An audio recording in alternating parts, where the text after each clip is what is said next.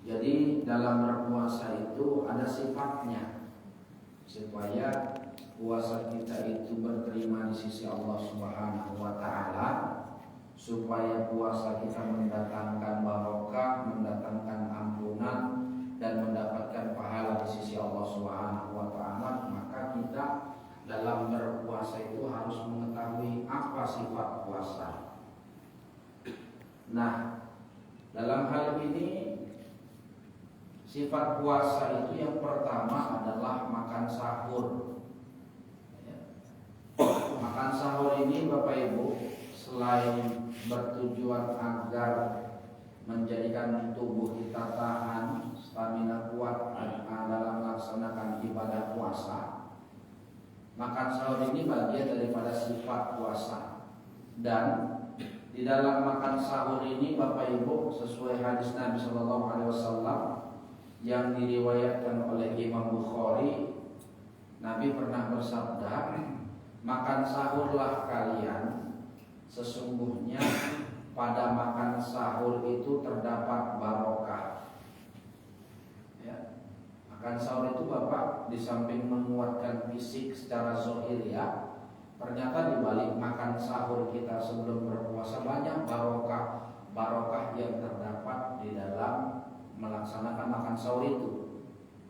Makan sahur juga berpahala kita Bu. Ya. Kita makan itu berpahala. Itu diantara barokahnya. Nah kemudian ada barokah yang diantara pada makan sahur tersebut. Di antara keberkahan sahur, salah satu di antaranya adalah mendapat salawat dari Nabi Shallallahu Alaihi Wasallam. Hal ini sesuai dengan hadis Rasulullah Shallallahu Alaihi Wasallam yang diriwayatkan oleh Imam Ahmad. Artinya, sahur adalah makanan yang barokah. Maka jangan kalian tinggalkan. Walaupun salah seorang dari kalian hanya meneguk seteguk air, karena Allah dan para malaikat bersolawat untuk orang-orang yang bersahur. Jadi Pak udah dapat kenyang secara zahir, kuat badan, ya kan? Terus dapat barokah. Di antara barokahnya dapat pahala makan sahur. Kemudian ternyata dalam riwayat hadis riwayat Ahmad, Nabi pernah bersabda, siapa yang makan sahur, keberkahan itu Allah dan para malaikat akan bersolawat kepada orang yang makan sahur, walaupun dia makan sahur hanya seteguk air, ya kan? Walaupun hanya seteguk sablek, ya kan? Allah dan para malaikat sudah bersolawat kepada orang yang makan sahur. Kemudian Bapak Ibu yang dirahmati Allah Subhanahu wa taala, sifat puasa yang kedua, orang yang berpuasa itu sifatnya itu dia mengisi siang hari di bulan Ramadan atau siang hari di saat dia berpuasa dengan aktivitas yang berbuah pahala. Misalnya apa? Membaca Al-Quran, ya, mempelajari ilmu agama, bersedekah, ngasih makan takjil orang berpuasa, dan banyak lagi amal-amal yang lain yang bisa dikerjakan di saat dia sedang berpuasa. Berzikirkah dia, banyak beristighfarkah dia, banyak bersolawatkah dia. Inilah ciri-ciri sifat puasa itu. Jadi puasa dapat pahala puasa, dapat pahala baca Quran, dapat pahala berzikir, dapat pahala beristighfar, dapat pahala bersedekah, semuanya dapat pahala. Ya. Ini dia Bapak Ibu. Baca Quran misalnya, siang kan banyak orang yang tadarus, biasa ibu-ibu ya Bu ya. Siang habis zuhur sambil nunggu asar, ayo tadarus kita di masjid. Nah, dapat pahala baca Quran, dan di bulan Ramadan pahala-pahala itu dilipat gandakan oleh Allah Subhanahu wa taala. Jangan pula bulan Ramadan awak puasa, iya puasa, tapi mohon maaf Pak, penyakit sekarang, ya kan, penyakit sekarang itu yang membuming itu game online dari HP, ya, yang pakai chip itu, ya kan, main apa namanya itu, skater, puasa main skater, walaupun judulnya dari sedekah nggak beli chip, sama saja hukumnya haram. Kalau puasa main judi, batal puasanya. Ini hati-hati Bapak Ibu. Kalau ada di HP kita aplikasi skater itu, jackpot itu hapuskan, karena bawa mudarat itu. Ya, puasa main skater gawat kita puasanya. Udah batal puasa, berdosa lagi ya Pak. Nah, ya, itu dia. Jadi kemudian ngapain lagi?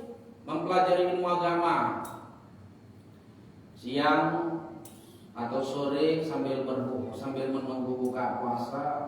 Kalau nggak berzikir, buka buku agama, baca-baca buku agama supaya menambah pengetahuan agama kita. Kalau seandainya ada hal-hal yang tidak kita pahami, kita boleh tanya sama para ustadz kita, para guru-guru kita, supaya kita tidak salah dalam memahami apa yang kita baca. Kemudian bersedekah. Bersedekah ini contohnya Bu, Ibu ngasih sedekah kepada orang yang berpuasa, ngasih bukaan, ngasih takjil. Dalam hal ini hadis riwayat At-Tirmidzi, Rasul bersabda, siapa yang memberi makan untuk berbuka puasa bagi orang yang berpuasa, maka ia akan mendapatkan ganjaran pahala yang serupa dengan orang yang berpuasa, tanpa mengurangi sedikit pun ganjaran pahala orang yang berpuasa. Hadis riwayat At-Tirmidzi. Maksudnya begini, misalnya saya berpuasa, terus Bu Ani ngasih takjil sama saya. Nah, ya kan? Bu Ani dapat pahala dari puasa saya, sama pahalanya. Misalnya umpama ya, hitungan kita seumpama saya dapat 100 pahala puasa saya, Bu Ani dapat 100. Tapi yang 100 pahala saya itu nggak dikurangin karena Bu Ani ngasih takjil sama saya. Nah, itu dia. Orang yang memberikan makanan berbuka puasa kepada orang yang berpuasa, dia dapat pahala serupa dengan orang yang berpuasa tanpa mengurangi pahala orang yang berpuasa. Ini hadis riwayat At-Tirmidzi. Ya, perkataan Nabi, sabda Nabi. Nah, maka biasa kalau bulan puasa itu ya, orang suka tuh ngasih takjil, ya kan? Di pinggir-pinggir jalan, komunitas ya kan, di persimpangan jalan. Nah, takjil, kadang orang yang nggak puasa pun dikasih aja ya. Nah, ya kan? Nah, ini banyak barokahnya. Nah, kemudian yang ketiga, sifat puasa itu adalah menjauhi hal-hal yang tidak bermanfaat. Jangankan puasa, nggak berpuasa pun kita disuruh oleh Allah untuk meninggalkan hal-hal yang tidak bermanfaat. Apalagi puasa. Apa saja itu hal-hal yang membuang-buang waktu, yang di dalamnya itu tidak ada zikir, yang di dalamnya itu tidak ada ibadah. Kalau memang bisa kita tinggalkan, dan waktu luang itu bisa kita pergunakan untuk yang lain yang bisa mendatangkan pahala di sisi Allah, apalagi di bulan Ramadan. Ayo coba kita tinggalkan hal-hal yang kurang bermanfaat. Ya. Ini hal ini diriwayatkan oleh Ibnu Hibban. Rasulullah SAW bersabda, sesungguhnya termasuk tanda baiknya keislaman seseorang adalah meninggalkan sesuatu yang tidak bermanfaat baginya. Ini tanda-tanda orang baik itu menurut hadis riwayat yang diriwayatkan oleh Ibnu Hibban. Tanda-tanda orang baik itu dia selalu menghindarkan dirinya atau menjauhkan dirinya meninggalkan dirinya dari perbuatan-perbuatan yang tidak bermanfaat. Ini apalagi bulan puasa, orang sholat tarawih dia nggak tarawih, malah nongkrong di tempat yang nggak tahu arah, ya. Orang sibuk tarawih tadarus, dia di rumah kerjanya dari mulai pagi sampai malam di depan TV nonton. Ya, udah puasanya nggak sholat, nontonnya filmnya, mohon maaf kadang di TV ini banyak kali aurat yang kita tengok nih Bu, ya kan? Datang artis-artis ini baru dia menunjukkan kemaksiatannya, ini luar biasa ini. Itu dia. Ya, apalagi puasa, coba kita tinggalkan perkara-perkara yang kurang bermanfaat supaya apa? Menjaga ibadah puasa kita, supaya ibadah puasa itu berterima dan mendapatkan pahala di sisi Allah Subhanahu wa taala. Jangan kita puasa sebulan, Bu, kita nggak dapat pahala, Pak. Kenapa? Karena kita tidak bisa meninggalkan perkara-perkara yang tidak disukai oleh Allah Subhanahu wa taala. Kemudian sahabat Abdullah bin Mas'ud, dia pernah berkata, aku tidak pernah menyesali sesuatu melebihi penyesalanku atas satu hari yang telah berlalu, sedangkan pada hari itu umurku berkurang, sementara amalku tidak bertambah. Ini sahabat Abdullah bin Mas'ud. Dia tidak pernah menyesali rangkaian kehidupan dia itu kecuali satu hal. Apa satu hal itu yang dia sesali? Semakin bertambah umur, semakin berkurang jatah hidup, tidak semakin bertambah amal ibadahnya. Makanya dalam hidup ini kita harus sadar, Pak. Hidup ini hanya tarikan dan hembusan nafas saja. Kalau orang-orang tarekat, orang-orang tasawuf bilang, hidup ini hanya sebatas tarikan dan hembusan nafas. Jadi jadikan setiap tarikan dan hembusan nafas kita bagian daripada zikir-zikir kita kepada Allah Subhanahu wa taala. Sehingga apa? Ketika kita pulang nanti pulang kita menyenangkan. Bagaimana pulang yang menyenangkan? Bapak Ibu, kalau kita sekolah dulu, ingat nggak waktu sekolah kalau lonceng pulang perasaan kita kayak mana? Senang ya, gembira ya, hore gitu ya Bu. Lonceng pulang hore.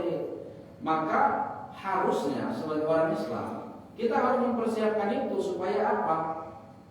Supaya nanti tatkala kita mau berpisah ruh dengan jasad kita ini, kita menjadi orang yang mutmainnah. Ya ayyatuhan nafsul mutmainnah, irji'i ila rabbiki radiyatan mardiyah. Wahai orang-orang, wahai hati yang tenang, ya ayyatuhan nafsul, wahai jiwa yang tenang, mutmainnah, irji'i ila rabbiki, pulang ke Rabbmu, radiyatan mardiyah, dengan ridho dan diridhoi. Macam mana kita mau pulang supaya ridho dan diridhoi? Ya, kita pikirkanlah tarikan dan hembusan nafas kita ini semakin memperpendek umur kita. Jadi jangan nyesel nanti di alam kubur, di alam akhirat, jerit-jerit minta balik ke dunia. Ada di Al-Quran ya, ya Allah sami'na wa absarna, ya Allah kami dengar, kami lihat, kami yakini, kami imani. Pulangkanlah ya Allah kami ke dunia walaupun hanya sesaat, supaya kami bisa memperbaiki amal ibadah kami. Tapi apa kata Allah, selama ini kemana aja ente? Ngapain aja? Sekarang baru nyesel. Nek wong Jawa ngomong rasa no. Ya kan? Itu dia. Baru sifat puasa yang keempat adalah menjauhi semua hal-hal yang dilarang oleh Allah Subhanahu wa taala. Hadis riwayat Ibnu Majah, Rasulullah Shallallahu alaihi wasallam bersabda, puasa bukanlah hanya menahan makan dan minum saja. Akan tetapi puasa adalah menahan diri dari perkataan tidak bermanfaat dan kotor. Apabila ada seseorang yang mencelamu atau berbuat usil padamu, maka katakanlah padanya, aku sedang berpuasa. Nah, ini Kalau ada orang ngajak gaduh, jangan kita terpancing emosi. Udah bilang aja aku sedang berpuasa. Nah, itulah petunjuk hadis Nabi ini. Ya, jangan pula makin kita lawani, ujung-ujungnya mulut sama mulut, dari mulut sama mulut, tangan sama tangan, dari tangan sama tangan, kaki sama kaki, terus ke penjara, gaduh ya kan. Nah, apalagi puasa bukan hanya menahan makan dan minum, tapi puasa itu zohir menahan zohir menahan makan dan minum, batin mata, telinga, mulut, pikiran, hati, sikap itu semua harus kita jaga secara batinnya supaya puasa kita bernilai di sisi Allah Subhanahu wa taala. Kemudian sifat puasa yang kelima adalah persiapan berbuka puasa. Nah, dalam hal ini dalam melakukan persiapan untuk berbuka puasa dianjurkan kepada kita untuk ketika berbuka disunnahkan dengan menikmati makanan yang manis. Nah, dalam hal ini misalnya kurma, itu dia. Dan kemudian dalam berbuka puasa ini, persiapan berbuka puasa ini, dianya harus disegerakan. Kalau sahur harus ditakhirkan ya kan, harus ditakhirkan biar dapat pahala puasa dapat pahala sahur. Sedangkan kalau berbuka puasa harus disegerakan. Kalau tadi sahur, contoh begini, ada yang tidak mendapatkan kesunahan di saat makan sahur. Misalnya apa? Jam 12 malam beli. Nah, udahlah makanlah sekalian rapel sama sahur. Dia nggak dapat kesunahannya, nggak dapat pahala daripada makan sahurnya. Sedangkan sebaik-baiknya makan sahur yang dilaksanakan di saat menjelang tibanya waktu sholat subuh. Ya, itu dia. Kemudian kalau buka, kebalikannya. Kalau buka harus segera. Contoh begitu datang pertanda berbuka, apakah serini ataukah langsung azan, di situ kita mendengar, di situ kita berbuka. Jangan kita tunda lagi, nanti makruh. Ya, jangan kita tunda lagi, nanti makruh. Gitu, ya kan? Nah, begitu dengar azan atau serini berbuka langsung berbuka. Berbuka disunahkan dengan yang manis, kurma misalnya. Nah, kemudian yang keenam, sifat puasa itu adalah adab dalam berbuka puasa. Adab dalam berbuka puasa. Puasa juga di saat kita berbuka punya adab. Gak boleh begitu buka puasa langsung kita balas dendam. Iya kan? Ada kolak ganti kolak.